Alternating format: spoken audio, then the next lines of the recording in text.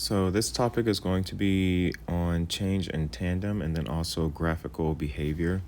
So tandem means to be working or happening together at the same time or in a coordinated way. And this is talking about the relationship between the inputs and the outputs of a particular function. So we're going to talk about some definitions and how they pertain to AP pre-calculus specifically. So the definition of a function is a mathematical relation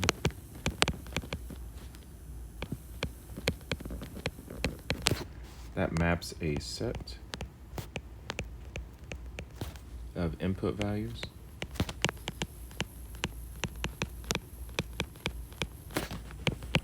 to a set of output values.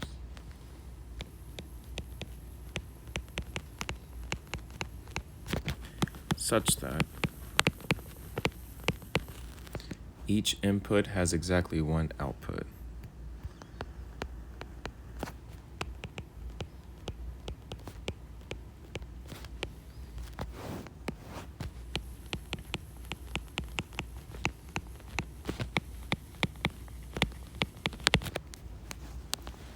And this last part is very important because in previous courses, you could define a function as passing the VLT or the vertical line test, but in pre-calculus, this is not an accepted method to use to determine a function. So in AP pre-calculus, we will not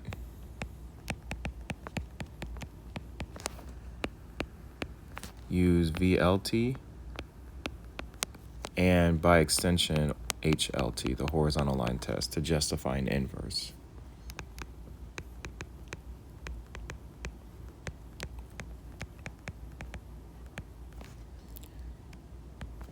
Instead, we will use the definition of a function.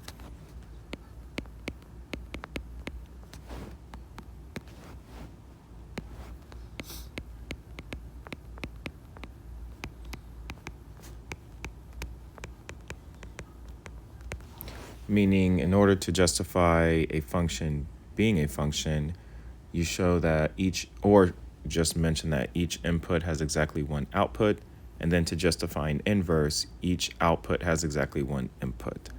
Now, from an inverse standpoint, we're going to tackle that in December.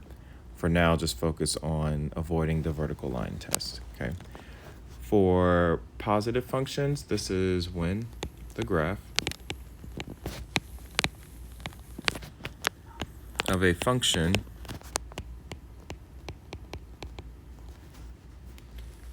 lies above the x-axis.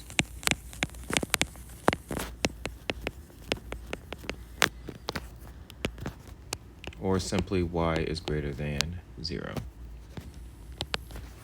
Negative output will yield the same effect, but instead it will lie below the x-axis.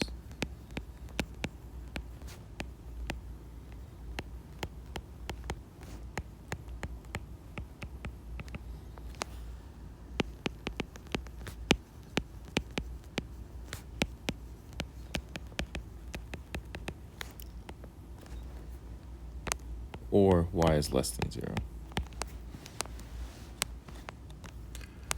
Domain is the set of input values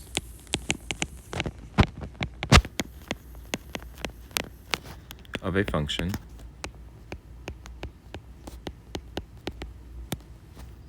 represented by independent variables. Usually this will be x. Once we get to trig, it will be theta. The range is the set of output values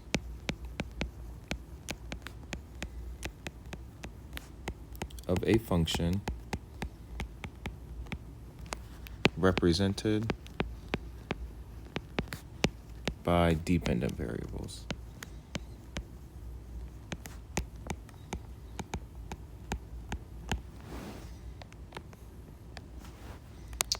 And I'm going to switch this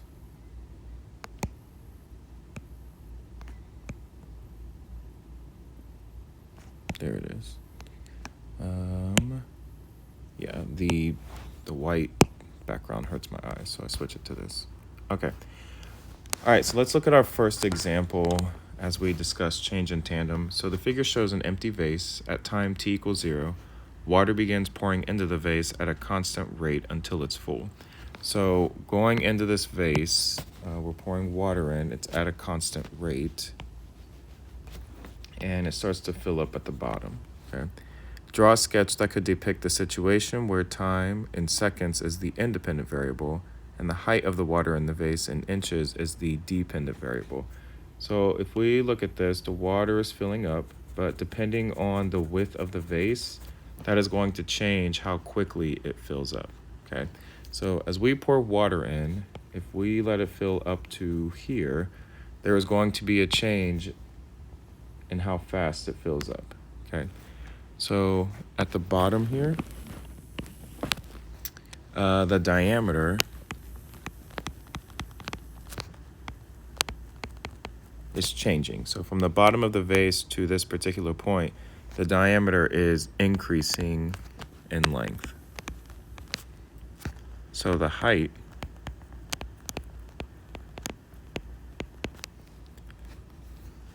is increasing, but as the water rises, it's slowing down. Because the diameter is getting larger, the height of the water, or at which it increases, is slowing down. So the height is still increasing, but it's increasing at a decreasing rate, which is a fancy way of saying slowing down. Now, as we continue to fill the vase, after this point here, we reach the maximum diameter, but now the water is going to fill up faster because the diameter is smaller. And I'm sure you've all seen this before. Okay, so from the red line, as it fills to the top, the diameter is now decreasing. It's getting smaller. So the height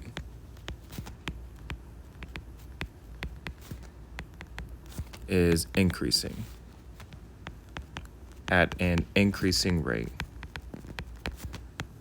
which means it's going to be filling up faster, or that's also a fancy way of saying speeding up. All right, so to depict this as a graph, we'll have our horizontal, vertical axis. The horizontal axis represents the time in seconds, and the vertical axis represents the height in inches.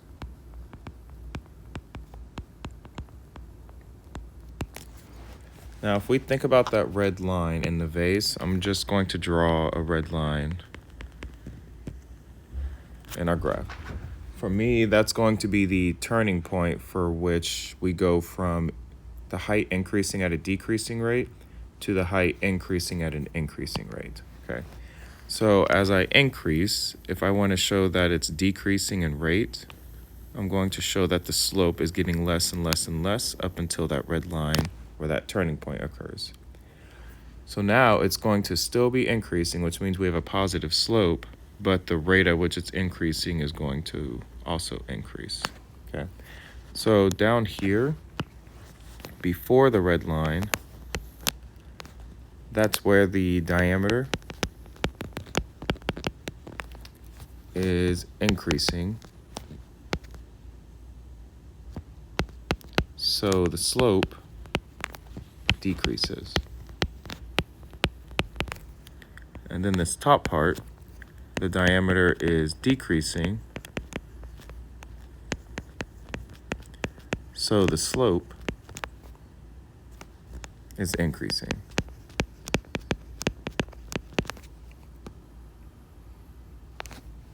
So that's a quick diameter for what it looks like. The time in relation to the height with the constant rate of water going in. So number 2, the figure shows the graph of the piecewise function f over the interval from 0 to 9. What are all the intervals where the graph of f is increasing, and then the same for decreasing? So the graph of f is increasing on the intervals And I can see that it's increasing twice. From 0 to 3 and 7 to 9. So this first leg and then that last leg. You can also use interval notation if you want. Sometimes we will specify, but if it's not specified, it doesn't matter which one you use. And then for decreasing, the graph of f is decreasing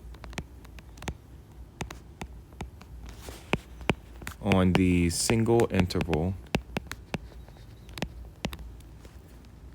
3 to 7. So in the middle leg here.